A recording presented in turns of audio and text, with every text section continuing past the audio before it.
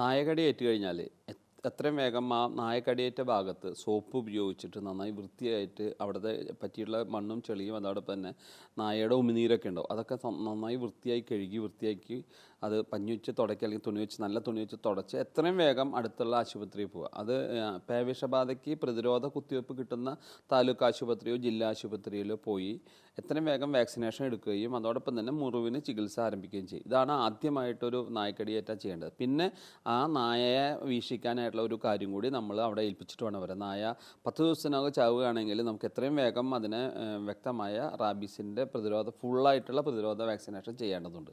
കൂടാതെ നമ്മൾ നായക്കടി എന്ന് പറയുന്നത് നമ്മൾ പേടിക്കുമ്പോഴാണ് നായ നമ്മളെ കടിക്കുന്നത്. അപ്പോൾ ഫൈറ്റ് ഓർ ഫ്ലൈറ്റ് എന്ന ഹോർമോൺ നമ്മുടെ ശരീരത്തിൽ ഉണ്ടാകുമ്പോഴാണ് നായക്കടി നമുക്ക് ഏൽക്കുന്നത്. അത് ഒഴിവാക്കാനായിട്ട് നമ്മൾ പരമാവധി നായയെ കണ്ടാൽ അത് കടിക്കില്ല എന്ന് മനസ്സ് നമ്മളോട് തന്നെ പറഞ്ഞുകൊണ്ടിരുന്ന് നമ്മൾ ആ വഴിക്കങ്ങ് മുന്നോട്ട് നടന്നു പോകാം. നായയെ കണ്ട് പേടിക്കരുത്, പേടിച്ചോടരുത്. അത്തരം സന്ദർഭങ്ങളിലാണ് നായ നമ്മളെ കടിക്കാൻ ഏറ്റവും കൂടുതൽ സാധ്യത കാണുന്നത് എന്നാണ് എനിക്ക് പറയാനുള്ളത്.